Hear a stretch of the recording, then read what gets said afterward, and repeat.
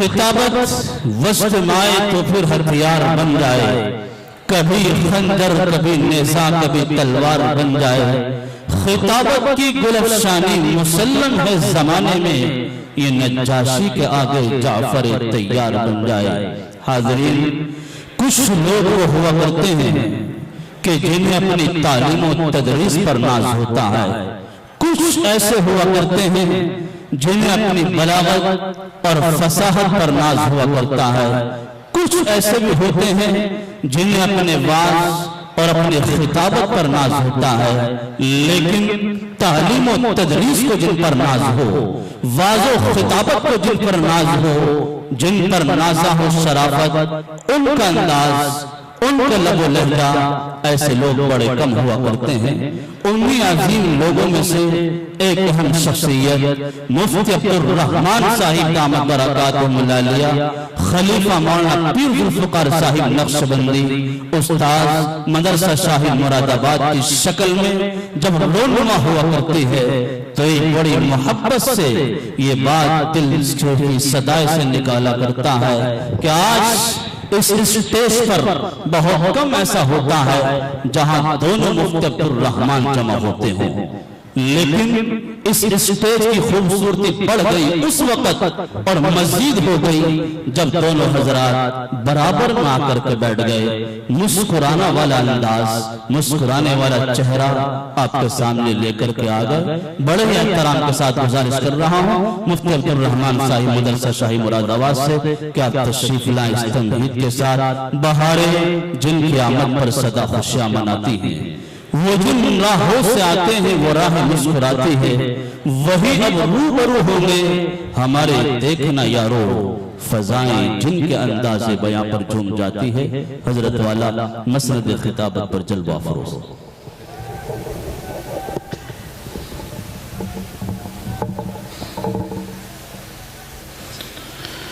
السلام علیکم ورحمۃ اللہ وبرکاتہ۔ الحمد لله وكفى وسلام على عباده الذين اصطفى أما بعد فأعوذ بالله من الشيطان الرجيم بسم الله الرحمن الرحيم إن الذين يتلون كتاب الله وأقاموا الصلاة وأنفقوا مما رزقناهم سرا وعلانية يرجون تجارة لن تبور صدق الله العظيم سبحان ربك رب العزة عما يصفون وسلام على المرسلين والحمد لله رب العالمين اللهم صل على سيدنا محمد وعلى آل سيدنا محمد وبارك وسلم اللهم صل على سيدنا محمد وعلى آل سيدنا محمد وبارك وسلم اللهم صل على سيدنا محمد وعلى آل سيدنا محمد وبارك وسلم محترم علماء کرام، معزز سامعین، میرے بزرگوں اور دوستوں، بلا تمہید چونکہ وقت میرے پاس مختصر ہے، عظیم مقرر آنے والے ہیں، اس لیے تمہید کی گنجائش نہیں ہے۔ جو میں نے آیت پڑھی ہے اسی کو سامنے رکھ کر کے چند گزارشات آپ کی خدمت میں پیش کرنی ہے۔ اللہ تعالیٰ فرما رہا ہے ان الذین یتلون کتاب اللہ، جو لوگ اللہ کی کتاب کی تلاوت کرتے ہیں اور نماز قائم کرتے ہیں، راہ خدا میں خرچ کرتے ہیں، تو اللہ فرماتا ہے یہ ایسی تجارت کی امید کرتے ہیں جس میں کبھی گھاٹا ٹوٹا نقصان نہیں ہوگا۔ دنیا میں کوئی ایسی تجارت نہیں ہے جس کے پیچھے یہ خطرہ نہ لگا ہو کہ گھاٹا ہو سکتا ہے، جمع پونجی بھی ختم ہو سکتی ہے، اور یہ بھی آدمی اس امید پر تجارت کرتا ہے کہ یہ مال کئی گنا بڑھ بھی سکتا ہے۔ اللہ تعالیٰ فرما رہا ہے ہم تمہیں ایسی تجارت بتاتے ہیں جس میں نقصان نہیں ہے، نفع ہی نفع ہے، گھاٹا نہیں ہے، فائدہ ہی فائدہ ہے۔ 3 کام اللہ تبارک و تعالیٰ نے بیان کی ہیں، اگر تم یہ 3 کام کر رہے ہو تو وہ تجارت ہے جس میں صرف اور صرف فائدہ ہی ہے۔ پہلا کام اللہ نے فرمایا ان الذین یتلون کتاب اللہ، جو اللہ کی کتاب کی تلاوت کرتے ہیں، قرآن کی تلاوت کرتے ہیں۔ قرآن کی تلاوت صرف تلاوت نہیں، دوسری جگہ پر پہلے پارے میں اللہ نے فرمایا ہے الذین آتیناہم الکتاب یتلونہ حق تلاوتہ، جو قرآن کی تلاوت کرتے ہیں اور تلاوت کا حق ادا کرتے ہیں۔ تلاوت محض نہیں، تلاوت کا حق ادا کرنا، صحیح تلفظ کے ساتھ قرآن پڑھنا۔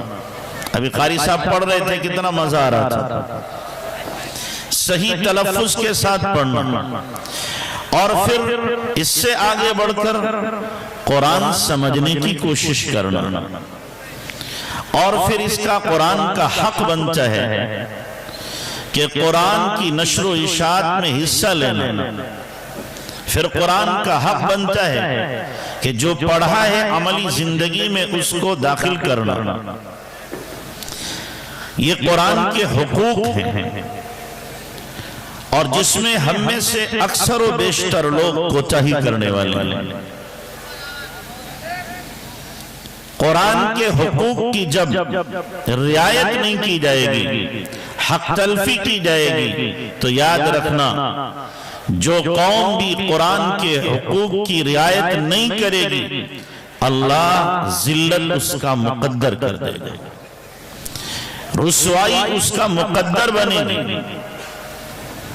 اسی لیے فرمایا حدیث میں ان اللہ یرفع بہذا الکتاب اقواما ویضع بہ آخرین، اللہ اس کتاب کے ذریعے، قرآن کے ذریعے سے بہت سی قوموں کو عروج عطا کرے گا، بلندیاں دے گا، ترقی ملے گی، اور بہت سی قومیں ایسی ہیں جو قرآن پر عمل نہ کرنے کی وجہ سے، مسلمان ہونے کے باوجود قرآنی حقوق کو پس پشت ڈالنے کی وجہ سے ذلت کے غار میں دھکیل دی جائیں گی۔ ہماری پسماندگی کی بہت ساری وجوہات، ذلت کی بہت ساری وجوہات، ان میں سے ایک اہم وجہ یہ ہے کہ ہم نے قرآن کے حقوق کو پورا نہیں کیا ہے اور اس کی رعایت نہیں کی ہے۔ حضرت شیخ الہند رحمت اللہ علیہ جب مالٹا کی جیل سے واپس آئے تھے تو حضرت نے یہی فرمایا تھا کہ مسلمانوں کی پسماندگی اور امت کی ذلت اور امت پر ادبار جو آیا ہوا ہے، اس کی ایک وجہ یہ بھی ہے کہ امت نے قرآن کو چھوڑ دیا ہے۔ اسی لیے حضرت نے ترجمہ لکھا۔ آج ہم میں سے کتنے لوگ ایسے ہیں جو قرآن کا ترجمہ پڑھنے کی کوشش کرتے ہیں؟ اکثر و بیشتر نہ قرآن کا ترجمہ پڑھتے ہیں اور نہ سننے کی ان کو فکر ہوتی ہے۔ اگر کہیں ترجمہ ہو بھی رہا ہے تو ہمارے پاس اتنا وقت کہاں ہے کہ ہم قرآن کا ترجمہ سنیں؟ ہونا تو یہ چاہیے تھا کہ صبح کو ہر گھر کے اندر ایک رکوع قرآن کا ترجمہ سنایا جاتا، بچوں کو جمع کیا جاتا کہ ایک رکوع قرآن سنو اور قرآن کا ترجمہ سنو، تاکہ پتہ چلے کہ میرا اللہ مجھ سے کیا کہہ رہا ہے۔ ہمیں پتہ تو ہو، معلوم تو ہو کہ ہمارے اللہ نے ہم سے کیا مطالبہ کیا۔ عجیب بات ہے، قرآن پڑھتے ہیں، ثواب تو یقیناً قرآن پڑھنے سے ملے گا، ہر حرف پر 10 نیکی ملے گی، لیکن اعلیٰ درجے کی بات یہ ہے کہ قرآن آدمی سمجھنے کی کوشش کرے۔ آج کمال یہ سمجھا جاتا ہے، کوئی آدمی فراٹے دار انگریزی بولے تو کہیں گے جی وہ تو انگریز کا بچہ لگ رہا ہے، بڑی فراٹے دار انگریزی بول رہا ہے، اور ہم اس کو بڑا آدمی تصور کرتے ہیں۔ لیکن وہی جو انگریزی بول رہا ہے اس سے کہا جائے جناب ایک آیت قرآن کا ترجمہ بتا دو. تم نے انگریزی تو سیکھ لی ہے, 10-15 سال اس میں لگائے ہیں, کیا قرآن کو سمجھنے کے لیے, قرآن کے ترجمے کو یاد کرنے کے لیے اور دل کی گہرائیوں میں اتارنے کے لیے اس کی بھی کوئی کوشش کی ہے؟ 1-2 سال بھی اس کے لیے لگائے ہیں کہ نہیں, اس کے لیے ہمارے پاس فرصت نہیں, ہمارے پاس وقت نہیں ہے. ہماری مثال اس مریض کی ہے کہ ایک حکیم جی کے پاس گیا مریض, کہنے لگا حکیم جی مجھے نزلہ بھی ہے, بخار بھی ہے, کھانسی بھی ہے, بہت پریشانی ہے, سانس لینے میں بھی دقت ہو رہی ہے. حکیم جی نے بڑا شاندار نسخہ بنایا اور نسخہ بنا کے دیا کہ جناب اس کو ہٹانا, ابالنا اور چھان کر کے پی لینا صبح دوپہر شام. اس نے کہا بہت اچھا. وہ نسخہ لے کے آیا, اس کا تعویذ بنایا اور تعویذ بنا کے گلے میں ڈالا اور دل کے قریب اسے چپکا کے رکھ رہا ہے. دوسرے دن حکیم جی کے پاس گیا, حکیم جی نے پوچھا کیا ہوا؟ کہ جی کوئی فائدہ نہیں ہوا, نسخہ استعمال کیا تھا اور ڈایا پیا تھا. کہنے لگا پینے کی آپ بات کرتے, سینے سے لگا کے رکھا ہے میں نے اس کو سینے سے لگا کے رکھا ہے, اتنی محبت مجھے نسخے سے ہے. تو حکیم جی کہیں گے اس بیماری کا علاج تو بعد میں ہوگا, دماغ کے علاج پہلے کریں گے. تو پاگل ہو گیا ہے.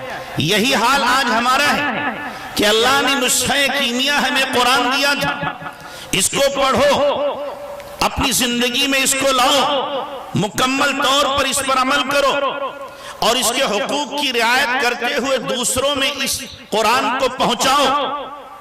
ہم نے کیا کیا؟ قرآن کبھی اٹھایا سر پہ رکھ لیا, کبھی ماتھے سے لگا لیا, کبھی بوسہ لے لیا.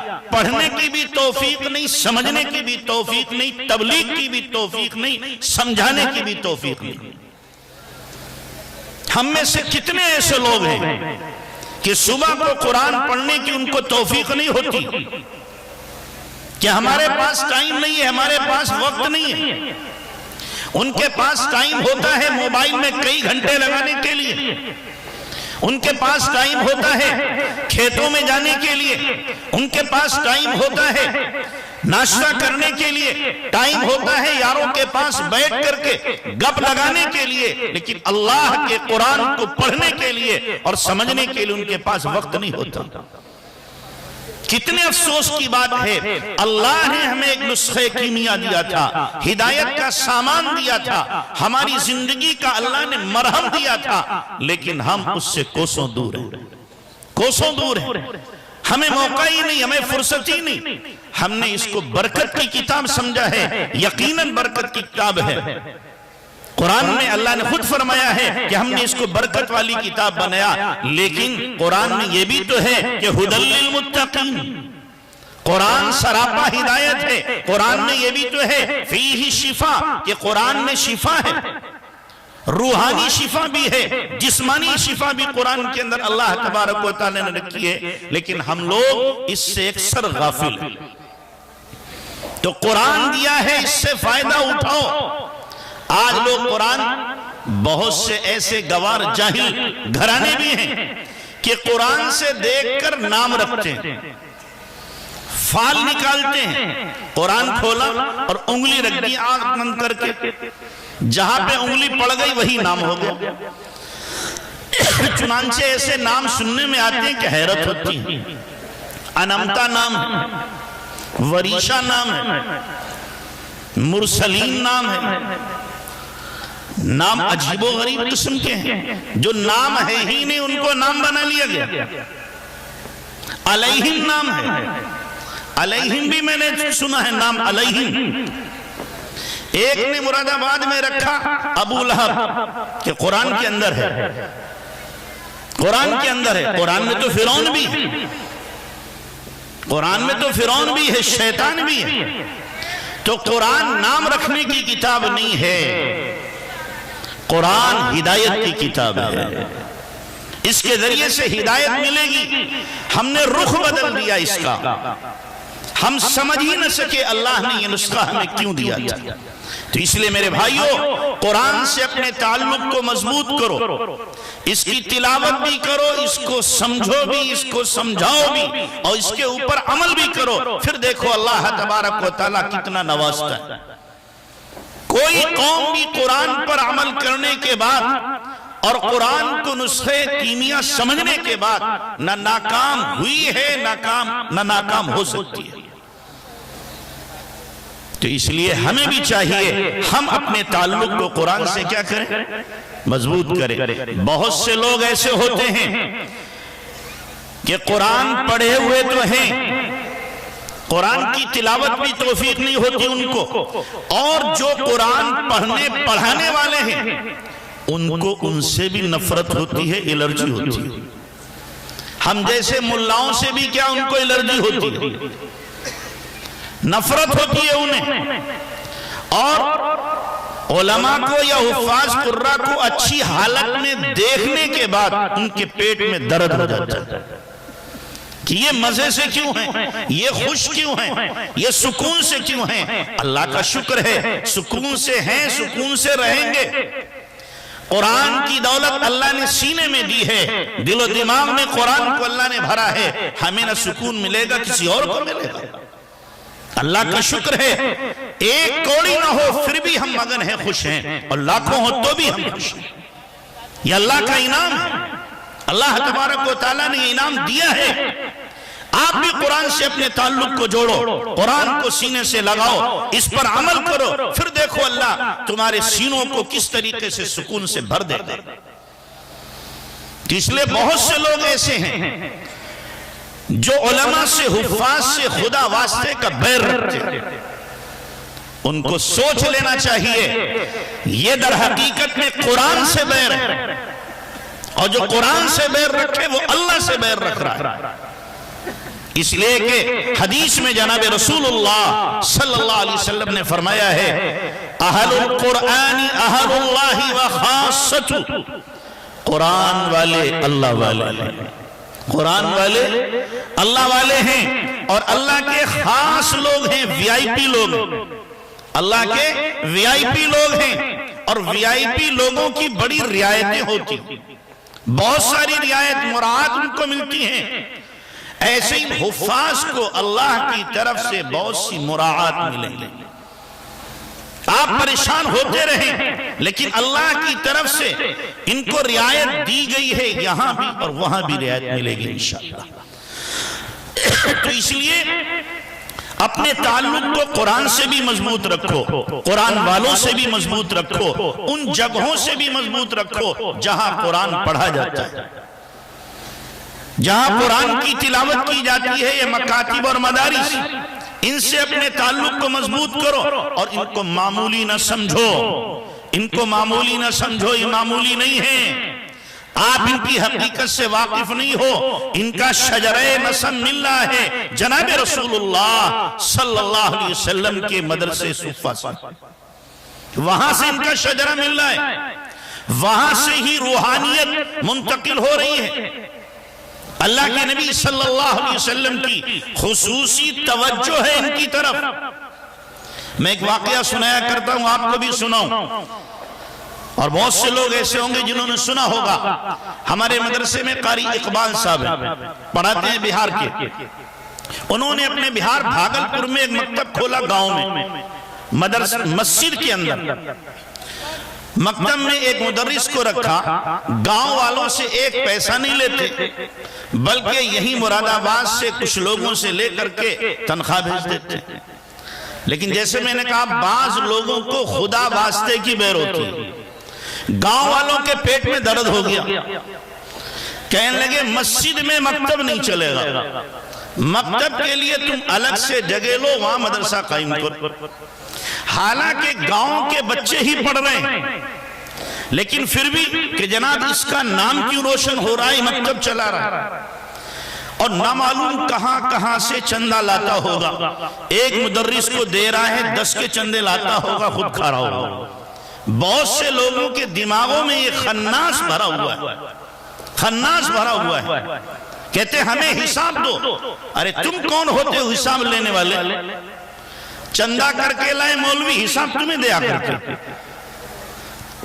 حساب ہونا چاہیے لیکن ہر ایک حساب کا حقدار نہیں ہے۔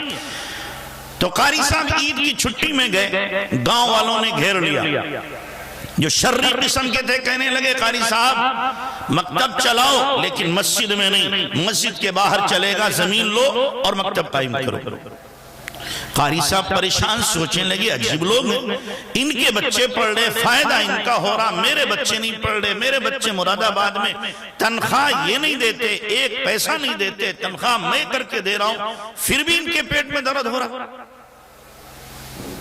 تو قاری صاحب بہت ہی زیادہ رنجیدہ ہوئے اور یہ فیصلہ کر لیا ذہن میں کہ کل جمعہ ہے، جمعے کی نماز کے بعد میں اعلان کروں گا کہ مکتب بند کیا جاتا ہے، یہ سوچ لیا۔ رات میں قاری صاحب سوئے، قاری صاحب نے خود مجھ سے بیان کیا، واسطہ نہیں کوئی بیچ میں، خود مجھ سے بیان کیا، کہتے ہیں رات میں جب میں سویا اللہ کے نبی جناب رسول اللہ صلی اللہ علیہ وسلم خواب میں آ گئے۔ آپ علیہ السلام خواب میں آئے اور نہایت غضبناک غصے میں کھڑے ہیں، میں بھی سامنے کھڑا۔ اللہ کے نبی صلی اللہ علیہ وسلم فرما رہے ہیں اقبال سن، اگر تو نے یہ مکتب بند کر دیا کل قیامت میں میرا ہاتھ ہوگا تیرا گریبان ہوگا، میرا ہاتھ ہوگا تیرا گریبان ہوگا۔ قاری صاحب کہتے ہیں میں تو تھرا گیا، کانپ گیا، اور اتنا کہنے کے بعد خواب پورا ہو گیا، آنکھ کھل گئی۔ قاری صاحب کہتے ہیں پھر مجھے نیند کہاں آتی، اس کے بعد سے بس آنسو ہی بہتے رہے کہ اللہ کے نبی نے غصے کا اظہار کیا ہے۔ جمعہ کی نماز میں قاری صاحب کہتے ہیں میں نے بیان کیا، نماز پڑھائی اور نماز کے بعد کھڑے ہو کر میں نے کہا سنو گاؤں والوں سنو، اب یہ مکتب جب تک اقبال زندہ ہے کوئی بند نہیں کر سکتا، ہاں بند اس وقت ہوگا کہ میری ناش کے اوپر سے تم گزرو گے تب بند ہوگا۔ تو ان مکاتب کا تعلق براہ راست جناب رسول اللہ صلی اللہ علیہ وسلم کی روح اقدس سے، تو اس لیے ہمیں چاہیے کہ ان مکاتب سے محبت کریں، جو میں نے کہا قرآن سے محبت، قرآن والوں سے محبت، اور جہاں قرآن پڑھایا جاتا ہے ان جگہوں سے محبت۔ تو ان الذین یتلون کتاب اللہ، جو لوگ اللہ کی کتاب کی تلاوت کرتے ہیں، ہمیں بھی اللہ شوق دے، ہمیں بھی اللہ شوق دے کہ ہم بھی خوب قرآن پڑھنے والے، ہمیں بھی اللہ شوق دے کہ رات کی تنہائی میں اٹھ کر کے مصلی پر کھڑے ہو کر کے پھر ہم نماز پڑھتے ہیں، پھر ہم نماز پڑھتے ہو۔ کہ اللہ کے نبی صلی اللہ علیہ وسلم کی یہ سنت نہیں ہے کہ نبی علیہ السلام تہجد کی نماز میں 7 پارے ایک رکعت میں پڑھ رہے، ایک رکعت میں 7 پارے، پھر رکوع بھی اتنا لمبا، قیام بھی اتنا لمبا، سجدہ بھی اتنا لمبا۔ اللہ کے نبی صلی اللہ علیہ وسلم فرما رہے ہیں کبھی تو سوچو، حفاظ سوچیں، علماء سوچیں، زندگی میں ایک مرتبہ تو ایسا ہو کہ میں بھی ایسی 2 رکعت پڑھوں جس میں 10-12 پارے پڑھوں۔ عوام سوچے کہ میں بھی لمبی نماز پڑھوں، اللہ کا قرآن اللہ کو سناؤں۔ اسی لئے کیا فرمایا گیا کہ جب کوئی قرآن پڑھے تو یہ سوچے کہ میں پڑھ رہا ہوں، اللہ کو سنا رہا ہوں، اور اللہ میرا قرآن سن رہا ہے۔ اس تصور کے ساتھ جب ہم قرآن پڑھیں گے تو کتنا مزہ آئے گا، کتنا مزہ آئے گا۔ اسی لیے امام زین العابدین رحمت اللہ علیہ کے بارے میں آتا ہے جب نماز پڑھاتے اور کہتے الحمدللہ رب العالمین، خاموش ہو جاتے، لمبا سکتہ وقفہ ہوتا، پھر کہتے الرحمن الرحیم، پھر خاموش ہو جاتے، پھر کہتے مالک یوم الدین۔ اس طریقے سے رک کر سورہ فاتحہ پڑھتے۔ تو ایک مرتبہ کسی نے پوچھا حضرت دیگر ائمہ تو جلدی سورہ فاتحہ پڑھتے ہیں، لیکن آپ جب پڑھتے ہیں تو لمبا وقفہ کرتے، اس کی کیا وجہ؟ عجیب جواب دیا، فرمایا اتلذذ بجواب ربی، میں اپنے اللہ کے جواب کا مزہ لیتا ہوں۔ چونکہ حدیث میں کیا ہے؟ حدیث میں اللہ کے نبی نے فرمایا جب بندہ کہتا ہے الحمدللہ رب العالمین، اللہ کہتا حمدنی عبدی، میرے بندے نے میری تعریف کی۔ جب بندہ کہتا الرحمن الرحیم، اللہ فرماتا اثنا علی عبدی، میرے بندے نے میری ثنا بیان کی۔ بندہ کہتا مالک یوم الدین، اللہ فرماتا مجدنی عبدی، میرے بندے نے میری بزرگی بیان کی۔ اور بندہ کہتا ایاک نعبد و ایاک نستعین، اللہ فرماتا ھذا بینی و بین عبدی، یہ میرے اور میرے بندے کے درمیان آدھا آدھا ہے، بندے کا کام عبادت کرنا اور میرا کام اس کی مدد کرنا ہے۔ اور جب بندہ کہتا اہدنا الصراط المستقیم صراط الذین انعمت علیہم غیر المغضوب علیہم ولا الضالین، تو اللہ فرماتا ھذا لعبدی ولعبدی ما سأل، یہ میرے بندے کے لیے ہے اور بندے نے جو مانگا اس کو ملے گا، یہ سارا کا سارا بندے کے لیے ہے۔ اب جب بندہ اس تصور کے ساتھ تلاوت کر رہا ہے کہ میں اپنے رب کا جواب سن رہا ہوں، اتلذذ بجواب ربی، میں اپنے نعرہ تکبیر، نعرہ تکبیر، حضرت مولانا سید اظہر مدنی، حضرت مولانا سید اظہر مدنی۔ تو جب اس تصور کے ساتھ آدمی نماز پڑھے گا، تلاوت کرے گا تو کتنا مزہ ہے۔ لیکن ہم تو کیا ہے، تلاوت کرتے ہیں اور احساس نہیں، ہم کوٹا پورا کرتے ہیں کہ آج مجھے 3 پارے پڑھنا، آج مجھے 2 پارے پڑھنا، آج مجھے 5 پارے پڑھنا، ایک کوٹا طے کیا اور تلاوت کر لی۔ پورا قرآن پڑھنے کے بعد بھی ہمارے دل کی کیفیت نہیں بدلتی، ہمارے اوپر احساس نہیں ہوتا۔ رمضان کے مہینے میں پورا قرآن سن لیتے ہیں لیکن کبھی دل میں اللہ کی خشیت نہیں آتی، ایک جگہ پر بھی ہمارے آنسو نہیں بہتے، کیوں؟ ہمیں پتہ ہی نہیں امام صاحب کیا پڑھ رہے ہیں۔ تو میرے بھائیو، قرآن سے اپنے تعلق کو مضبوط کرو، قرآن پڑھو بھی، پڑھاؤ بھی، سمجھو بھی، سمجھاؤ بھی، اور اس کے اوپر عمل بھی کرو۔ اللہ ہم سب کو قرآن والا بنا دے، قرآن والا بنا دے، اور قرآن سے حقیقی اللہ ہمیں تعلق عطا فرمائے۔ وآخر دعوانا ان الحمدللہ رب العالمین۔